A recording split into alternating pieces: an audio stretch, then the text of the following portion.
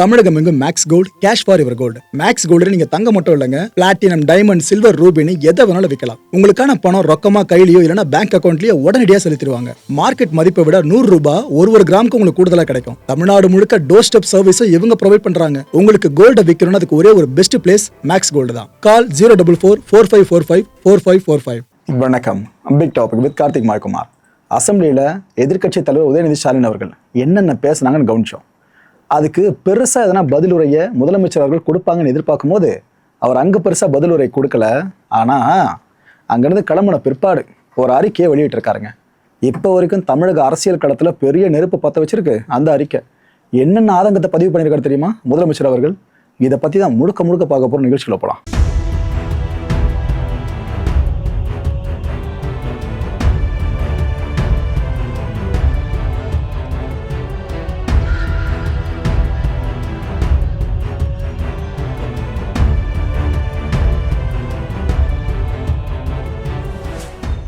முதலமைச்சர் விஜய் அவர்கள் சட்டப்பேரவையில் ஃபுல்லாக அந்த நம்பிக்கை வாக்கெடுப்பு ப்ராசஸ்லாம் முடித்த கையோடு, திமுக விமர்சனங்களை ஃபேஸ் பண்ண கையோடு, திமுக வெளிநடை பண்ணாங்களே அதையும் பார்த்த கையோடு அசம்பிளிலேருந்து வெளியே வந்தாரா?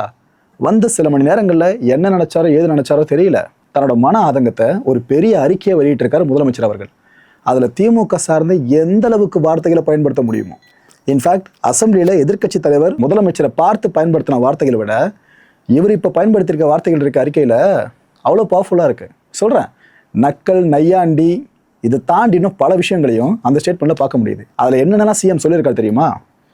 என் நெஞ்சில் குடியிருக்கும் மக்களுக்கு வணக்கம், இப்படி சொல்லி தான் ஆரம்பிக்கிறாரு.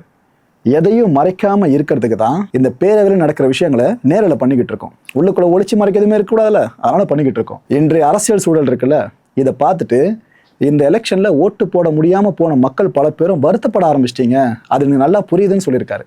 ஏன்னா உங்களுக்கே தெரியும் மக்களே, தாவேகா தனிப்பெருங்கட்சி ஆயிடுச்சு. ஆனால் மெஜாரிட்டியோடு ஆட்சி அமைக்கிறதுக்கு அந்த வாய்ப்பு கிடைக்கல. திமுக கூட்டணி கட்சிகள் தயவுல தான் ஆட்சி அமைக்க நேரிடுச்சுல, இதை தான் இங்கே மென்ஷன் பண்ணுறாரு. யோசிச்சு பாருங்களா, 118 தொகுதிகளுக்கு மேலே டிவிக்கே ஜெயிச்சிருந்தா அவங்க இந்த அளவுக்கு சட்டப்பேரவையில் எதிர்கட்சிகளை பேச விட்டுருப்பாங்கன்னு நினைக்கிறீங்க? கஷ்டம் இல்லை. அதை தான் இங்கே மக்கள் மனக்குமுறலாக இருக்கிறதா முதலமைச்சர் அவர்கள் சொல்கிறாங்க.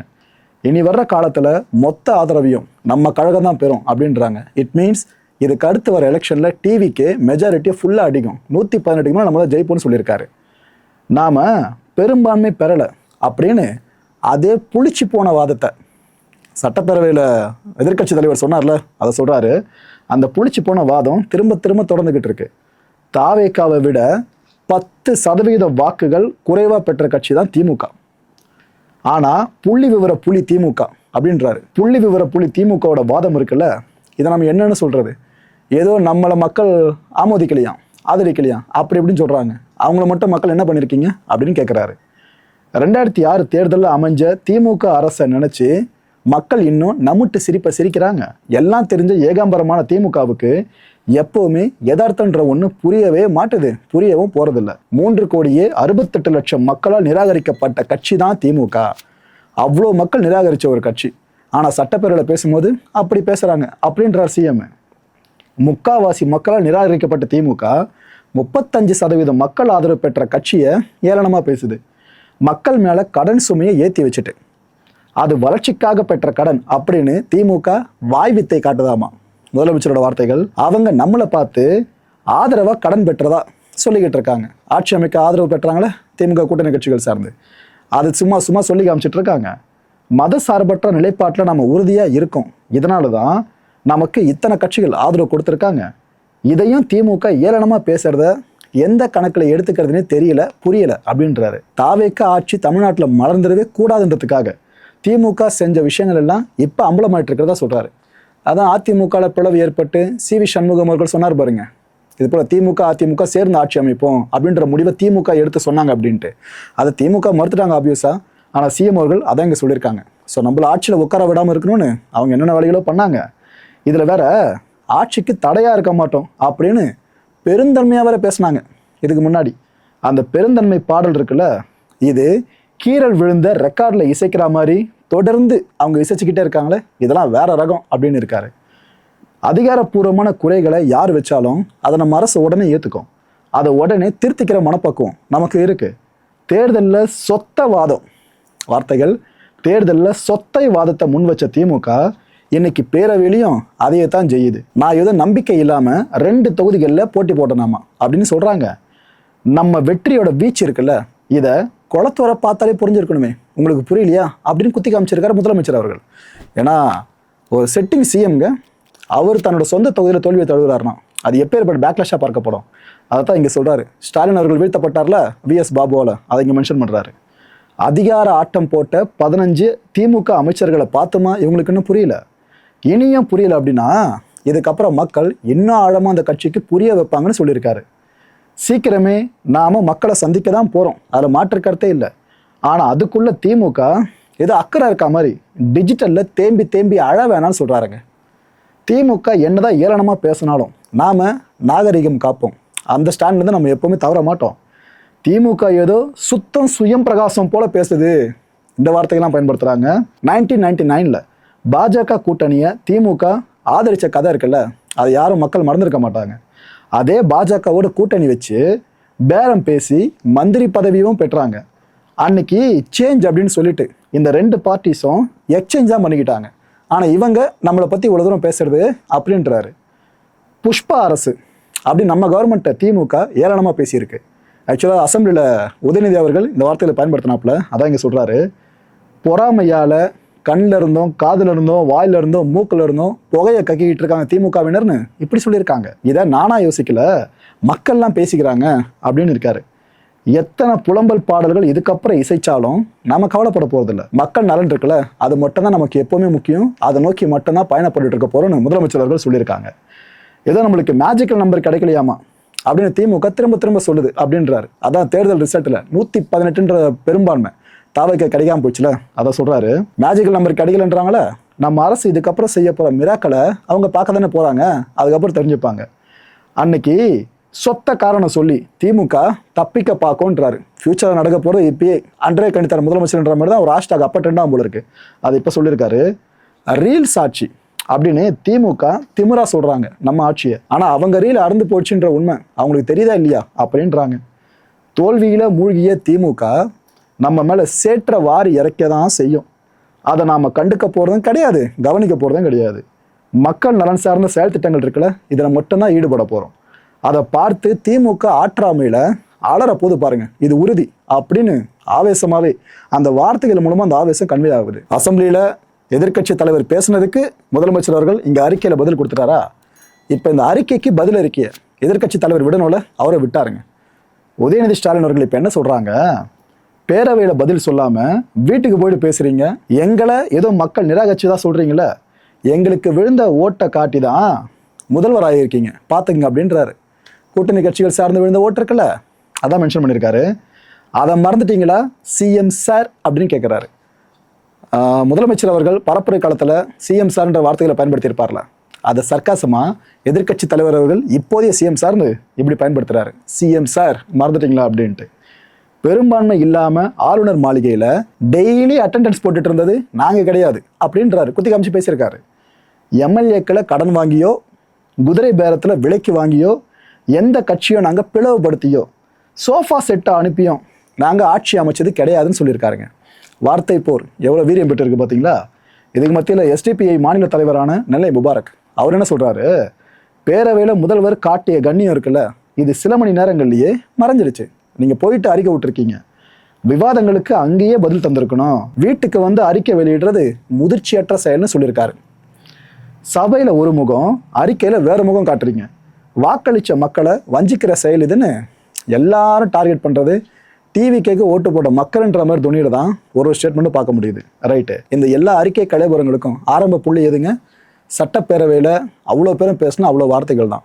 அதில் ஸ்பெசிஃபிக்காக எதிர்க்கட்சி தலைவர் அவர்கள் பேசினது, அப்புறம் ஒரு சில பேர் பேசின விஷயங்கள், இது எல்லாம் ஃபேஸ் ஆஃப் பேட்டர்னில் இப்போ நீங்கள் பார்த்தீங்கன்னாக்கா எதுக்கு முதலமைச்சர் அவர்கள் அப்பேற்பட்ட ஸ்டேட்மெண்ட்டை சட்டப்பேரவை முடிச்சு கிளம்பின பிற்பாடு வெளியிட்டிருக்கணும்னு உங்களுக்கு நிதர்சனம் புரியலாம். அந்த ஃபேஸ் ஆஃபை பாருங்களேன். வாக்கு எண்ணிக்கை தொடங்கி கடந்த 10 நாட்களாக இன்னைக்கு வரைக்கும் இந்த ஆட்சியில் ஒவ்வொரு நாளும் என்னென்ன நடந்திருக்குங்கிறத எதிர்க்கட்சியாக சில விமர்சனங்களோடு இங்க வைக்க நான் விரும்புகிறேன். முதல்ல தமிழக வெற்றி கழகம் ஆட்சி அமைக்கணும்னு பெரும்பான்மையான மக்கள் உங்களுக்கு வாக்களிக்கவில்லை.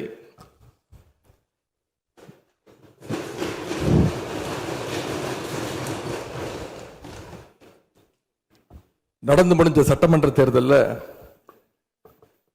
பதிவான வாக்குகள் சுமார் 4,93,25,000 வாக்காளர்கள் வாக்களிச்சிருக்கிறாங்க.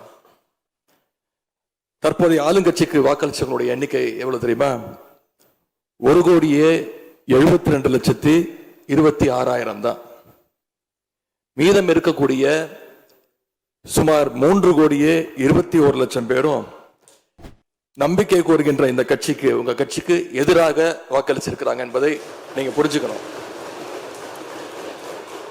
அதாவது கிட்டத்தட்ட 65% மக்களால நிராகரிக்கப்பட்ட ஒரு ஆட்சி மேல எங்களுக்கு மட்டும் இல்ல, உங்களுக்கு வாக்களிச்ச மக்களுக்கே கொஞ்சம் கொஞ்சமா நம்பிக்கை குறைஞ்சிட்டு வருது.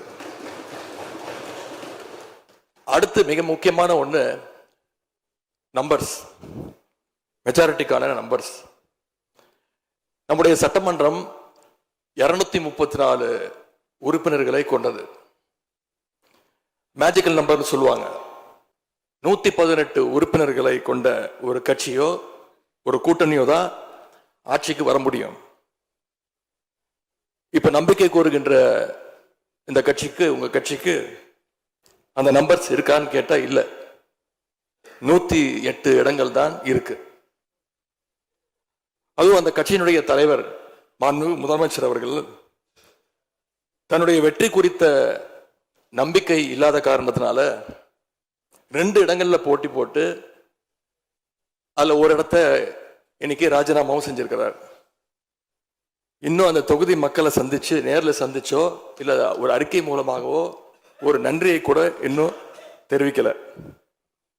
அது மட்டும் இல்ல, நேத்து உயர்நீதிமன்றம் அளிச்ச தீர்ப்புல ஆளுங்கட்சியை சேர்ந்த திருப்பத்தூர் சட்டமன்ற தொகுதியினுடைய மாண்புமிகு உறுப்பினர் வாக்கெடுப்புல கலந்து கொள்ள கூடாதுன்னு நீதிமன்றத்துல சொல்லியிருக்கிறாங்க. அதனால இப்ப ஆளுங்கட்சிக்கு வெறும் 106 இடங்கள் தான் இருக்கு.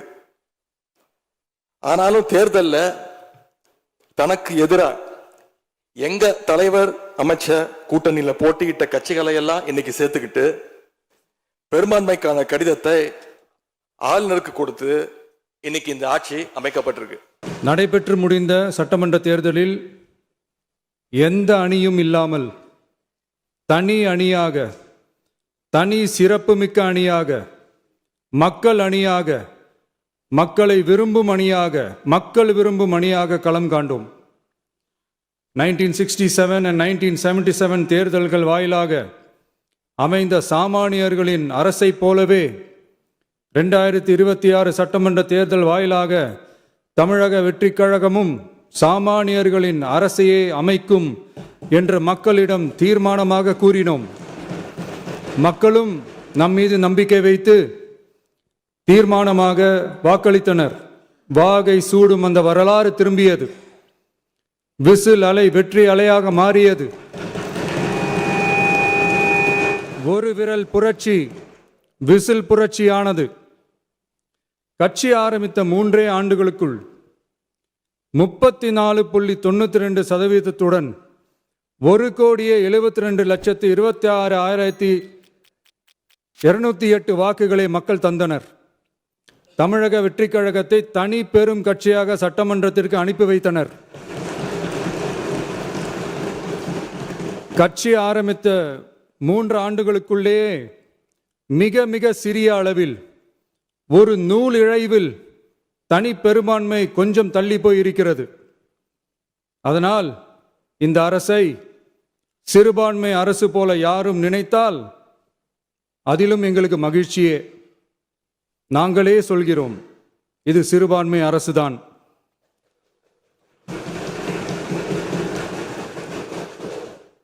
சிறுபான்மை மக்களுக்கான பாதுகாப்பை உண்மையாக நிலைநாட்டும் அரசுதான்.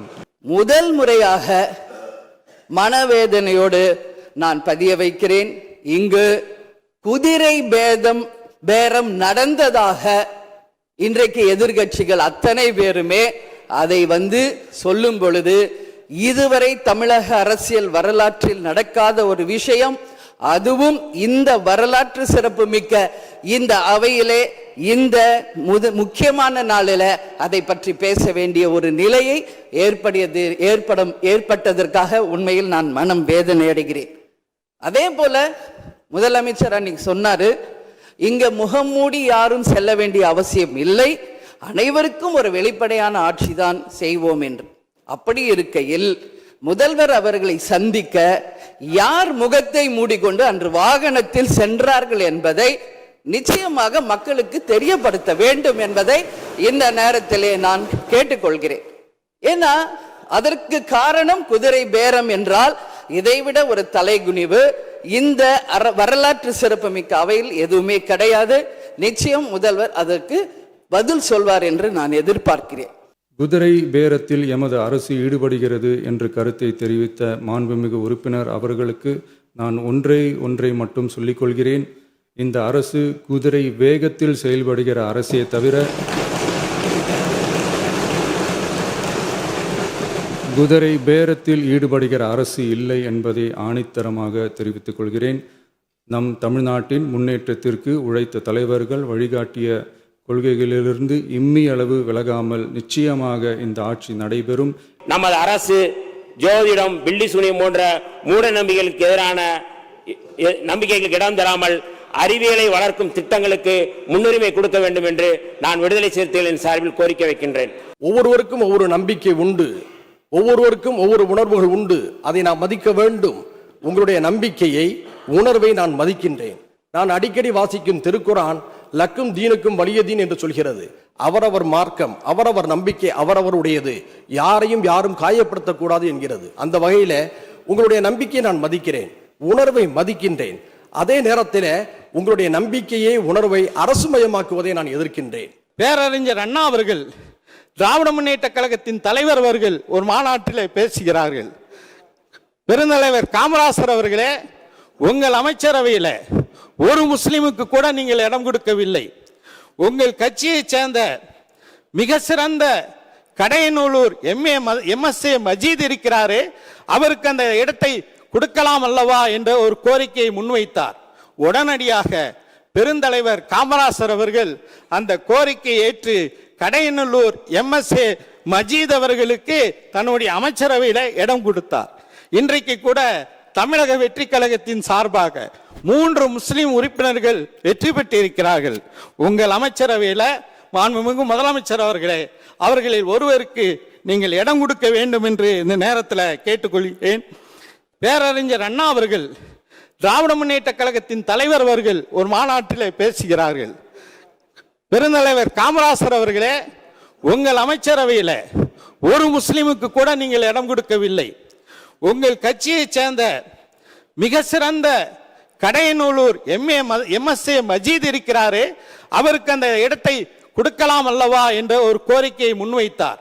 உடனடியாக பெருந்தலைவர் காமராசர் அவர்கள் அந்த கோரிக்கையை ஏற்று கடையநல்லூர் MSA மஜீத் அவர்களுக்கு தன்னுடைய அமைச்சரவையில் இடம் கொடுத்தார்.